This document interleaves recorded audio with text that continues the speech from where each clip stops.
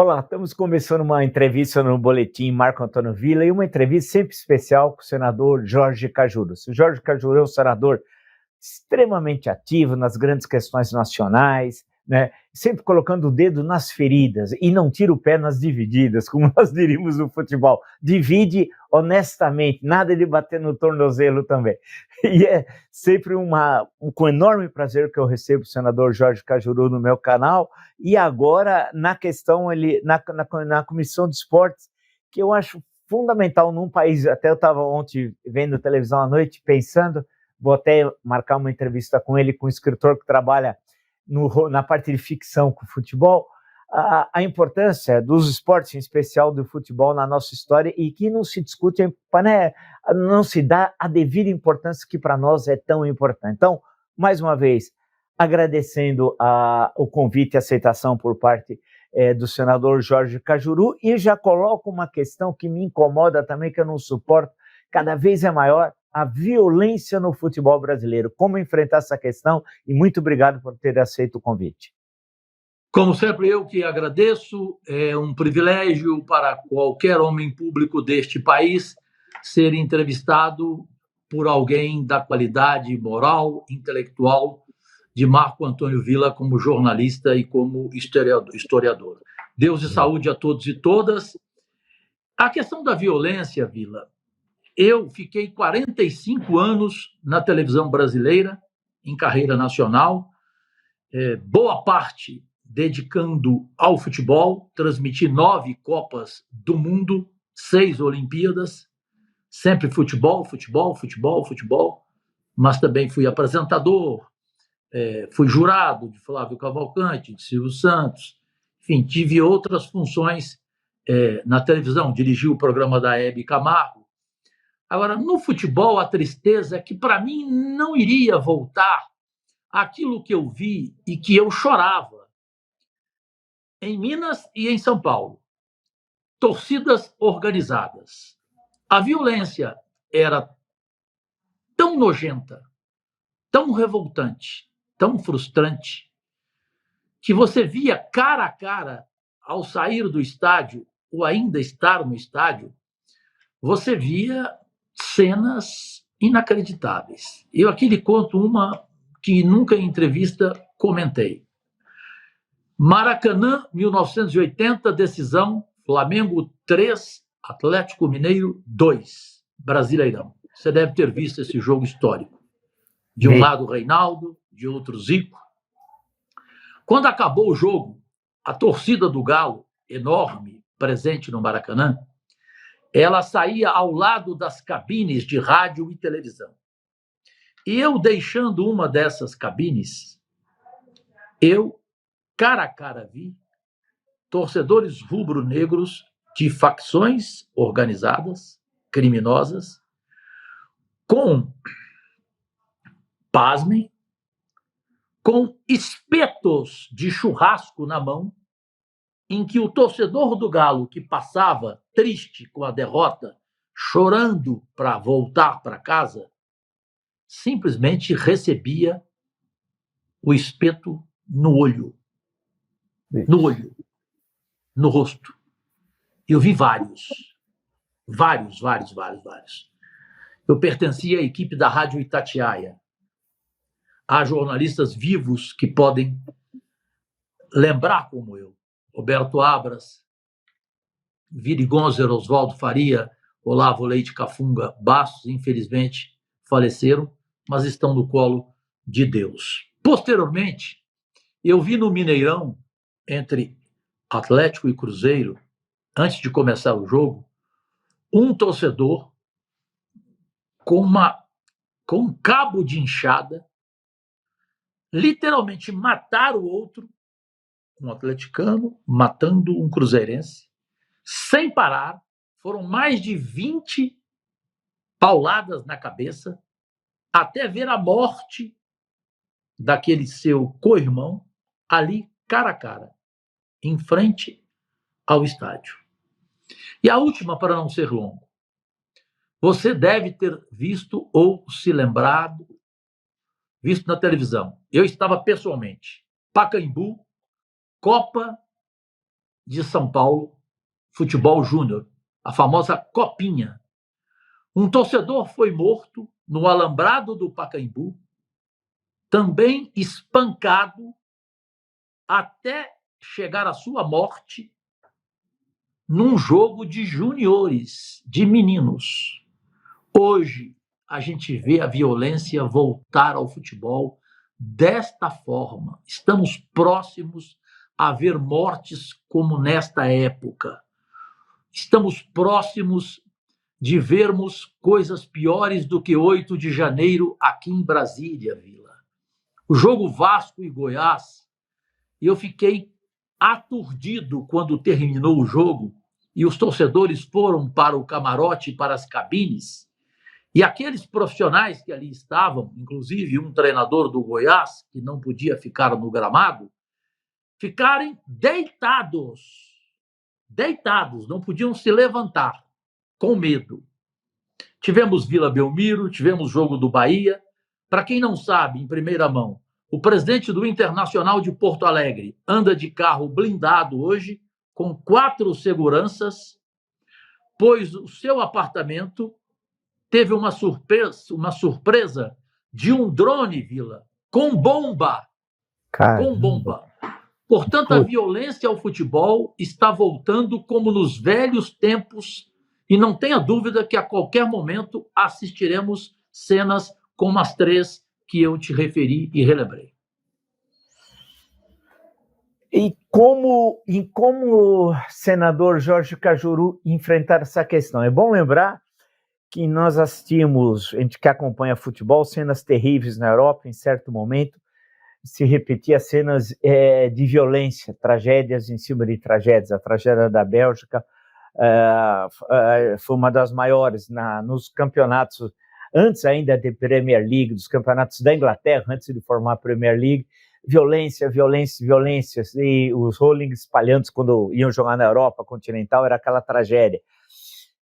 Pelo que eu acompanhei aqui à distância, isso em grande parte acabou sendo resolvido com duras medidas legais. Eu pergunto ao senador o que fazer para enfrentar legalmente essas torcidas, porque eu, quando era pequeno, faz tempo, mas eu assisti muitos Santos e Corinthians juntos, com meus amigos corintianos, né? No tempo que misturava a torcida, né? Até eu vi outro dia no YouTube, estava revendo a despedida do Pelé no Pacaembu, que eu estava lá em 74, Corinthians 1, Santos 0, gol do Rebelino, e aí a Elisa, torcedora símbolo do Corinthians, vai ao gramado para abraçar o Pelé, tal. Era uma coisa. A Gaviões da Fiel daquela época foi lá para dar o troféu para o Pelé, tal. Bem, isso era 74. E eu assisti muitos jogos em certa época com meus amigos misturados, no Pacaembu, no Morumbi, inúmeras vezes. Isso é impossível, de há muito, né? E o que eu gostaria é que um dia isso pudesse voltar a ser possível. É combater a violência. Como combater essa violência? Bom, Vila, eu te informo em primeira mão, começa depois de amanhã, quarta-feira, o trabalho da Comissão de Esportes criada e escolhida aqui no Senado Federal, tendo Romário como presidente e eu como seu vice-presidente. Essa comissão vai funcionar, na verdade, como uma CPI. Ela já tem 3 pautas prioritárias. Ela começa a investigar as casas de apostas eletrônicas, que poderemos falar depois, se houver tempo, caso queira, a violência do futebol e a manipulação de resultados do futebol. São essas 3 pautas iniciais, com investigação, com audiências públicas, ouvindo os 2 lados, e já iniciando com projetos de lei rigorosos. 2 deles são meus. Desculpe, só tem 2. Os 2 são meus.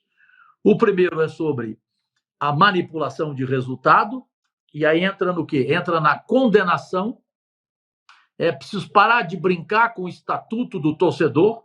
Parte dele pode ser rasgado, na minha opinião. Parte pode se rasgar. E haver punição de verdade. Chega dessa brincadeirinha.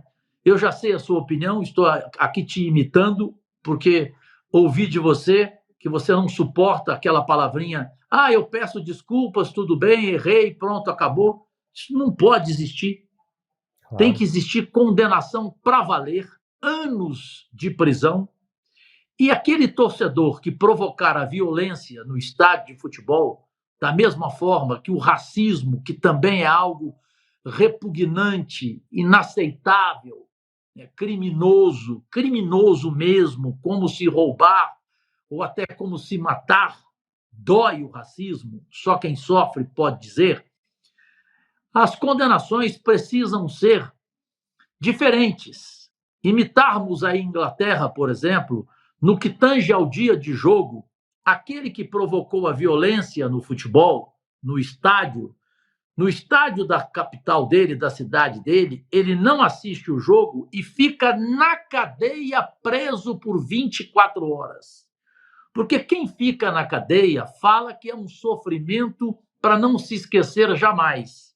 Então, esse tipo de marginal, de canalha, de gente da pior espécie, tem que passar pela cadeia. Não é ficar durante 90 minutos do jogo sem assisti-lo, mas numa sala e não numa cela em uma cadeia. E acaba o jogo, volta para casa. Ele vai continuar sendo o mesmo bandido. Ele vai voltar no próximo jogo e vai provocar ou o racismo ou a violência. Então, a questão é a gente aqui no Congresso Nacional dar exemplo ao Brasil de rigor nas condenações, nas penalizações a dirigentes, a clubes de futebol que não podem ser inocentados, porque muitos deles bancam torcedores, pagam salários para torcidas organizadas, que vivem dos clubes, que são convidadas, torcidas organizadas, por presidentes de clubes para xingarem treinador quando não querem demiti-lo por causa de rescisão, grana contratual, provoque a demissão dele, vá para cima dele, vá na casa dele, o xingue a família, vá no carro dele, risque o carro, quebre o carro, ameace agredi-lo. Quantas vezes que eu, jornalista esportivo, por 45 anos, que trabalhou com todos os maiores do Brasil e nas maiores emissoras do país, quantas vezes eu não vi torcida organizada fazer isso rigorosamente bem remunerada? Elas têm salários, elas têm torcidas organizadas com direito a carnaval todo ano, a escola de samba todo ano. Isso custa dinheiro. Quem é que paga? São eles torcedores? Claro que não. Portanto, eles viram torcedores profissionais. Eles não amam o clube de futebol coisa alguma. Eles amam o dinheiro que eles faturam e que não precisam de trabalhar. Eles vão a treinos a mando de dirigente ou por conta própria para xingar um jogador, para achincalhar alguém. Então, é preciso, desde o clube de futebol até o jogador de futebol. É claro que o jogador é difícil ele provocar a violência. Tem também aquele que provoca. Mas, principalmente, torcedor e clube, esses terem punição de verdade, Marco Antônio Villa. É verdade, é verdade. Senador, eu anotei aqui uma questão que me parece fundamental para a gente tratar, porque ela se repete, e eu tenho observado a questão dos clubes de futebol, a questão do patrocínio. Até recentemente, acho que só o Atlético Paranaense é que não tinha patrocínio de casa de apostas, mas no último jogo, no penúltimo jogo, não sei, estava virando aí, eu vi lá, acho que até uma empresa de uma casa de apostas com patrocínio, se eu não estiver enganado.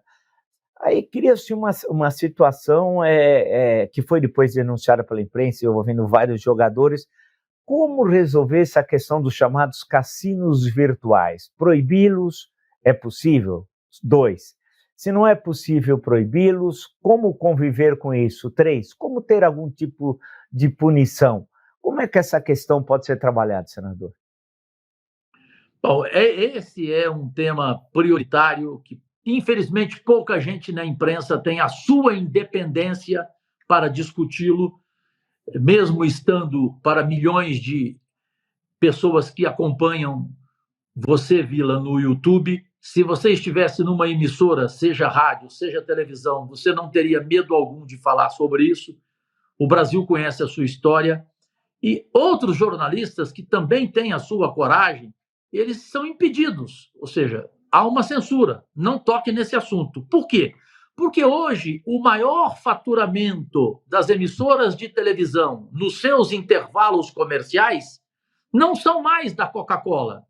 Desculpe falar Coca-Cola, até porque nem tomo. Hoje eu gosto mais da outra, Zero, mais borbulhante e a mais gostosa, a concorrente dela.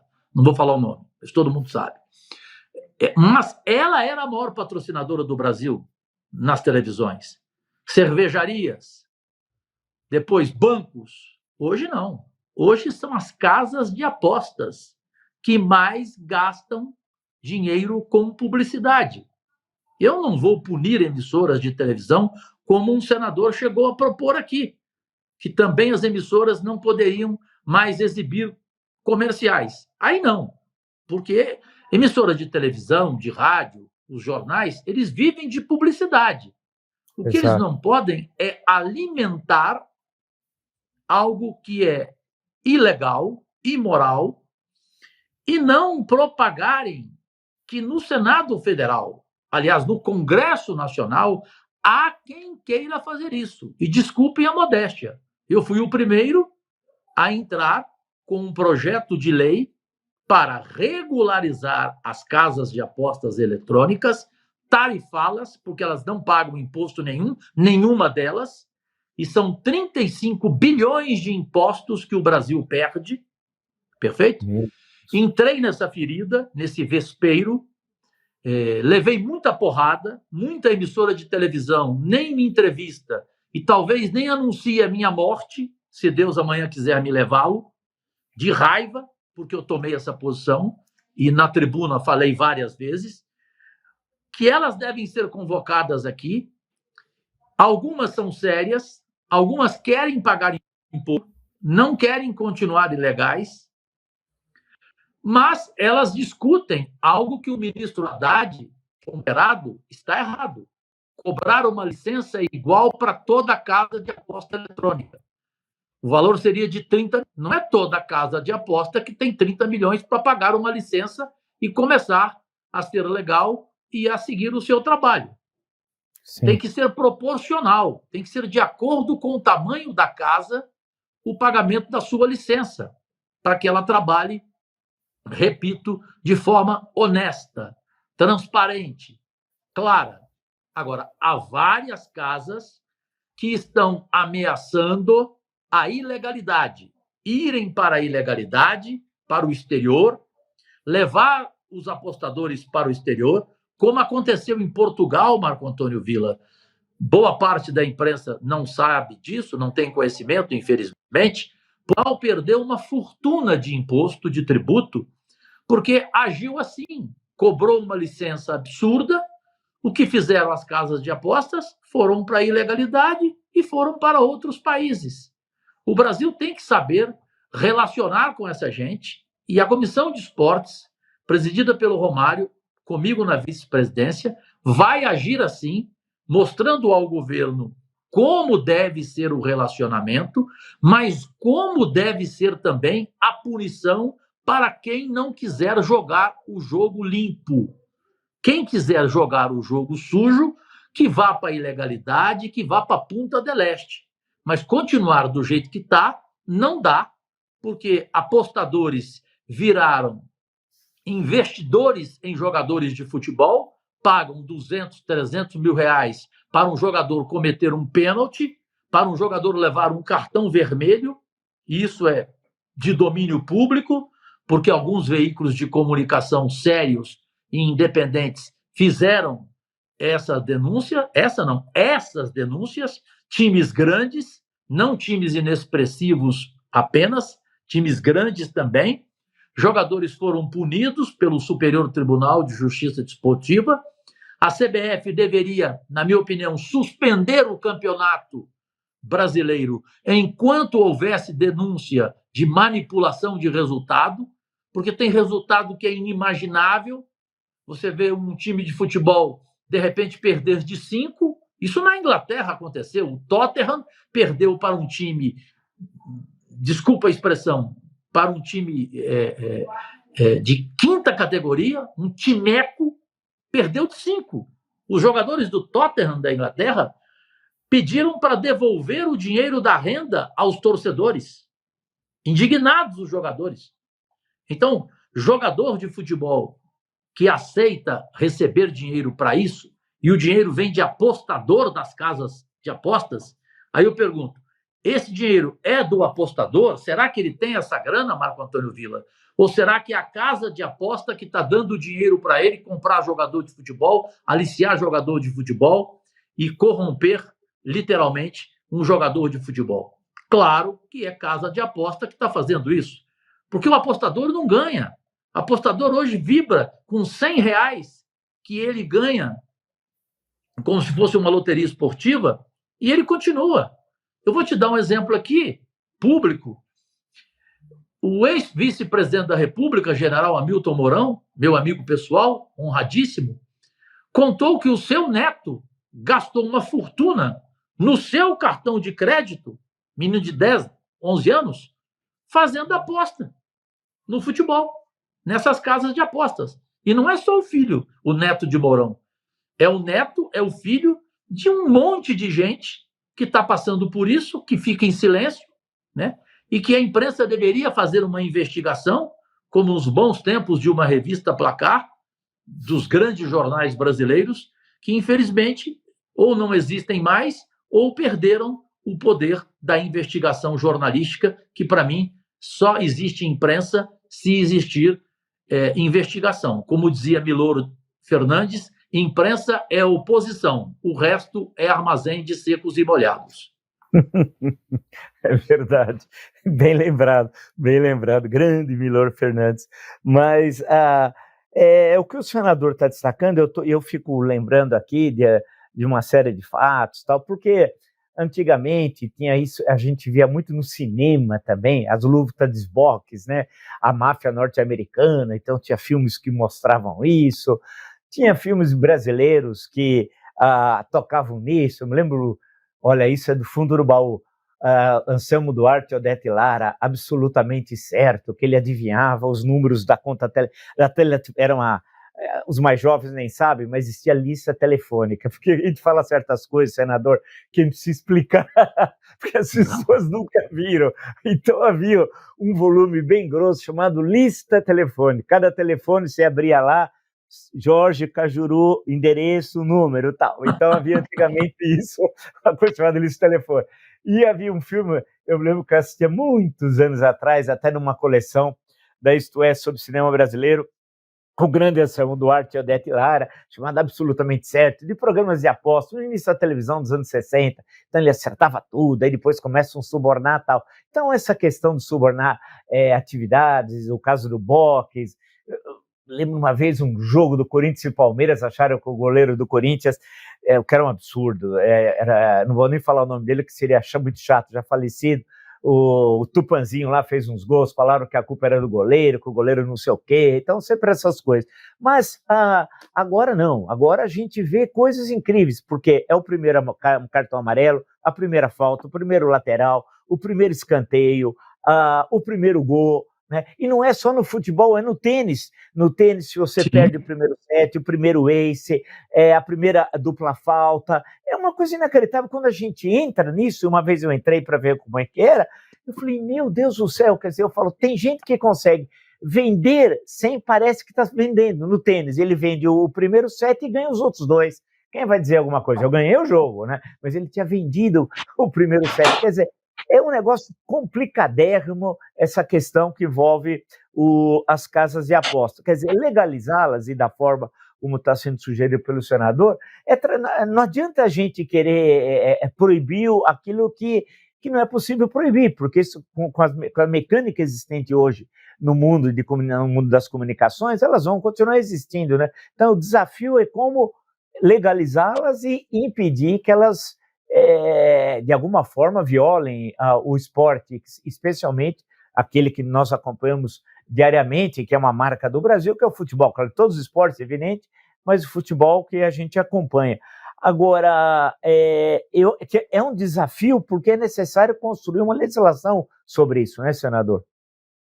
E eu vou em primeira mão também, antecipar e até peço a sua opinião, por isso vou ser objetivo. No meu projeto, a proposta é a seguinte: casa de aposta que for flagrada e comprovada em qualquer aliciamento, em qualquer corrupção, envolvendo manipulação de resultado de futebol, de suborno a jogador de futebol, essa casa ela tem que ser banida imediatamente.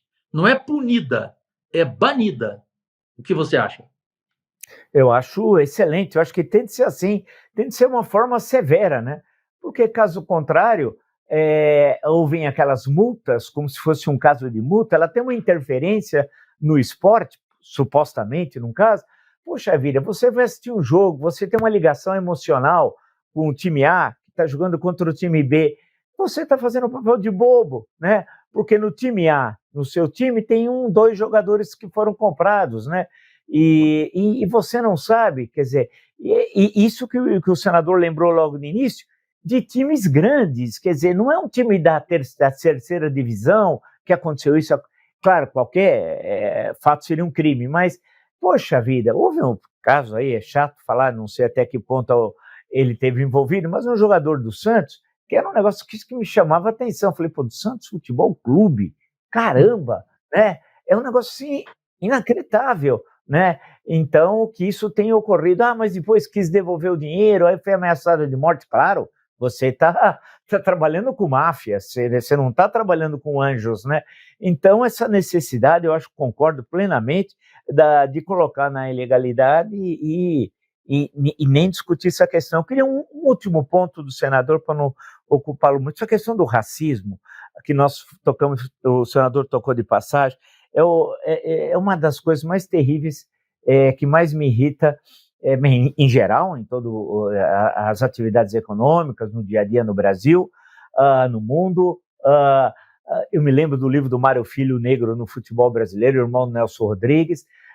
Curiosamente, que sempre os nossos grandes heróis de futebol, quase todos, são negros, né? Ou mulatos, ou negros, né? Desde o Arthur Federrache, passando pelo grande Leônidas da Silva, passando pelo Zezinho, Pelé, Garrincha, etc., e vamos indo, né? Então, e mesmo em épocas em que queria purificar a raça no Brasil, nos anos 30, tinha umas manias de eugenia, os nossos 2 maiores ídolos eram o Domingos da Guia e o Leônidas da Silva, 2 negros, né? Veja como é que são, como é que o futebol se sobrepõe a essas visões preconceituosas, até com características nazistas, eugênicas e controle da raça. Mas o racismo aparece, xingamentos na Libertadores da América, né? E as punições, uma multa ali, parece que o racismo virou financeiro. É bom porque é multado o time pela federação, pela confederação. Como enfrentar essa questão do racismo legalmente, além do que que é disposto na Constituição, afinal está lá, sobre a questão do racismo? O que a comissão poderá avançar em relação a isso? Bom, primeiro você fez aí uma colocação que é preciso dizer a verdade. Multa, eu excluiria. Não existe multa, existe punição. Sim. É uma penalização. Seja ela um tempo afastado do campeonato, ou até o rebaixamento, se for da Série A, cai para B, se for da Série B, cai para C, se for da C, é afastado do futebol por um tempo, porque não existe a Série D, perfeito? Então, essa é a punição. Não podemos esquecer de juiz de futebol, só voltando um pouco, nós não falamos aqui de árbitros, que devem ser verdade. punidos também, porque há muitos que permitem e que são comprados facilmente. Aqui um dia um senador falou para mim na tribuna: Cajuru, mas você acredita que um jogador de futebol ele é comprado tendo um bom salário? Eu falei, amigo, vamos voltar aqui a Milor Fernandes, que você tanto admira e que escrevia tão bem quanto você. Milor dizia o seguinte: o dinheiro compra o cão, o canil e o abanar do rabo. Não vai comprar jogador de futebol? É uma piada. Então, claro que o jogador de futebol se vende. Não todos, graças a Deus. Temos várias exceções. Mas que tem jogador de futebol que se vende, tem. É igual você falar que político não se vende. Horas, político não se vende, Caju, né? Então, fica difícil entrar nessa discussão. Agora, no tema racismo, que eu sei do nojo que você tem, do pavor que você tem pela discussão, não só por ver, né? Por ver a revolta é maior ainda, mas só pela discussão, porque tem gente que comenta de uma forma leve. Não, Cajuru, vamos pensar na educação primeiro. Amigo, que educação? Nosso país não tem educação, amigo. Educação é prioridade, o resto é perfumaria. E quem é que discutiu educação na política brasileira? Um professor Darcy Ribeiro, que nem está no meio de nós, um professor Cristóvão Buarque, que nem reeleito foi, um homem da educação não podia jamais perder a eleição. E no Brasil perde, você tendo a educação como prioridade. Então aqui quando tem um tema de educação, é uma preguiça. A maioria sai do plenário, vai para o cafezinho, volta para o gabinete, quando todos deveriam ficar aqui. O tema hoje é educação, então ninguém pode sair do plenário. Vamos discutir aqui exaustivamente a educação sem hora para acabar. Mas não tem. Você vê a questão do Fundeb. Eu fui o criador da primeira PEC em 2019, nesse governo, não no governo Lula, no governo Bolsonaro, nesse governo que eu falo, nessa legislatura, pedindo a permanência do Fundeb, porque o Bolsonaro ia acabar com o Fundeb. Porque o Bolsonaro, a paixão dele seria acabar com a educação. Ele, não sozinho, ele e tantos outros políticos odeiam a educação no Brasil. Tanto que Bolsonaro falava que não precisava ter em universidade filosofia e nem sociologia. Ele e o ministro da educação dele na época tinham a mesma opinião dele. Então, não adianta você falar que a educação vai mudar o racismo. Não vai. O racismo é um sentimento brutal de um ser humano que não tem educação, que não tem berço, que nunca leu um gibi, que é ignorante mesmo na verdadeira acepção da palavra. Portanto, você não tem como tratá-lo como um bonzinho, como uma figura que vai ser recuperada. Ah, mas o Cajuru é radical demais, ele acha que não tem como recuperar alguém que praticou racismo. Para mim, não tem. Quem praticou racismo vai praticar de novo. Só não vai praticar de novo se ele sofrer uma punição de alguém como lá fora sofre, ou seja, prisão perpétua. Não vou chegar à pena de morte, porque aí seria um abuso, mas sofre uma pena de verdade.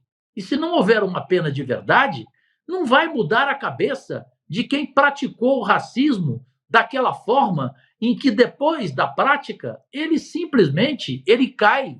Marco Antônio Villa, histórico, jornalista e historiador, ele cai na gargalhada.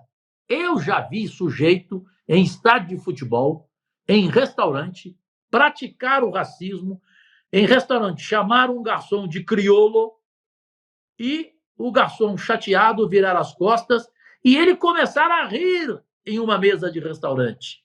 Vi em estádio de futebol, cansei de ver. Vi em show musical, em show. Vi, no Brasil, vi pela televisão, um show do Seu Jorge, em que ele foi chamado de macaco. Isso tem. Porque também na música, assim como no futebol, já que você fez essa bela citação, na música, os maiores talentos são negros. É verdade. É Ray Charles, é Stevie Wonder, é B.B. King, é Nina Simone, é Chaka Khan, é Gladys Knight. Aí vai. Você vai lembrando de Michael Jackson, é Milton Nascimento. Você vai lembrando de quantos. Então, é bobagem insistir nessa questão de ser bonzinho. Vamos ver se ele não pratica mais o racismo, mas não tendo uma punição rigorosa a ele, Cajuru. Todo ser humano tem conserto. Quem pratica racismo não tem conserto, na minha opinião. Eu queria encerrar pegando esse gancho e falar de veio agora de um deputado do estado de Goiás, salvo engano é Gustavo Gayer ou algo parecido, o nome dele, que num podcast, e as pessoas concordaram que estava no podcast, disse que na África tinha muita ditadura porque os negros tinham problemas cognitivos, tinham uma inteligência inferior aos macacos, e isso explicava por que era uma ditadura, que há tantas ditaduras na África. As pessoas concordaram, alguns riram, e claro que todos nós antirracistas eu fiquei assustadíssimo vendo aquilo, falei, mas não é possível, não é possível. Depois sai sempre uma declaração de que não, tá fora de contexto, ou não foi bem isso que eu quis dizer, ou me desculpe aqueles que se sentiram atingidos. O racismo também está dentro do Congresso Nacional, né, senador? Está, infelizmente. Eu não conheço o deputado que você citou, portanto, não vou dar a ele a importância que ele não tem. Francamente, não sei. Tomei conhecimento do fato. Só faço uma pergunta a você e ao seu gigantesco público. Você do outro lado. Você acha que um sujeito desse merece ser deputado federal? Ou ele merece ser cassado por ter feito uma declaração tão infeliz como essa? Ele teria que ser cassado pelos pares, né, senador? E num processo muito rápido, porque a comissão de ética se reuniu da Câmara dos Deputados, os fatos foram evidentes, ele falou de forma muito clara, não é uma questão dúbia, não é um texto que dá dupla interpretação, não é uma fala direta, supostamente científica, que conta com a concordância de algumas pessoas que estavam lá naquele podcast, e fica elas por elas, né? Porque eles jogam com o tempo, com esquecimento, né? Eu espero que a justiça, se não for na esfera do Conselho de Ética, a justiça haja, já tem denúncias, creio que na justiça, aí vamos dizer que a justiça está invadindo a esfera do legislativo, não, né?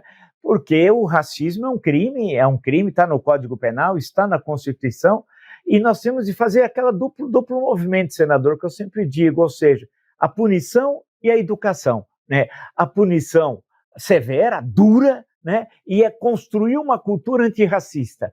Quer dizer, mas só tem cultura antirracista quando tem punição, né? Sem punição fica aquela velha questão de falar, ele diz na sala de aula o aluno que o professor quer ouvir, sai na rua e tem uma atitude racista, né? Porque isso eu já vi antigamente, né? Ele concordava com a questão do antirracismo dentro da sala de aula, um adolescente, aí saía na rua, já falava, ô negro, o que é que você está fazendo aqui?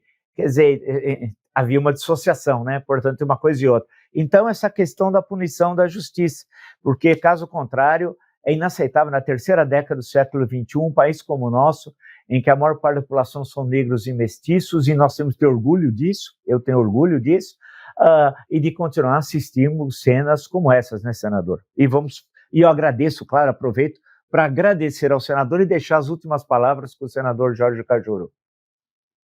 Bom, quem agradece é sempre o seu amigo aqui do outro lado, o seu admirador profundo aqui do outro lado, Marco Antônio Villa. Deus e saúde à sua multidão, acompanhando o canal pelo YouTube. E só lembrando rapidamente do negro mais brilhante do mundo no futebol, que transformou o Brasil antes e depois dele, chamado Edson Arantes do Nascimento, que foi achincalhado quando soltou a seguinte frase, talvez a única boa dele, mas certeira, o brasileiro não sabe votar. Como é que alguém vota em um deputado que faz uma declaração dessa? Muito bem lembrado e um belo encerramento, é verdade, isso foi lá no final de 69, foi lá na época do milésimo, Santos e Vasco, 2-1 para o Vasco, e lembrar do Andrade, é verdade. Olha, é sempre um grande prazer conversar com o amigo senador, que representa tão bem, é um orgulho para o estado de Goiás ter um senador sempre presente, discutindo as grandes questões nacionais, sabendo que não é fácil colocar o dedo nas feridas, é melhor ficar no fundo do plenário, em silêncio, do que estar lá na tribuna falando, num país ainda que nós temos o arbítrio ainda muito presente, infelizmente, mas estamos construindo paulatinamente a democracia, enraizando essa árvore da liberdade, e que está começando a florir, já em outros tempos, agora tempos mais tranquilos, mas que temos de enfrentar os grandes problemas nacionais. Então, eu queria agradecer mais uma vez ao senador Jorge Cajuru pela entrevista. Muito obrigado, mas muito obrigado mesmo. Eu que agradeço sempre. Um abraço, Deus saúde para você, para sua família, para sua esposa, e alegria sempre. E é tão bom ver gente como você no ar sempre, do mesmo modo, da mesma independência. E aqui cumprimento a CNN por ter tido a coragem de dar a você o direito diário de se expressar e de colocar aquilo que você pensa sem nenhuma censura. A CNN merece ser premiada. Obrigado. Até a próxima.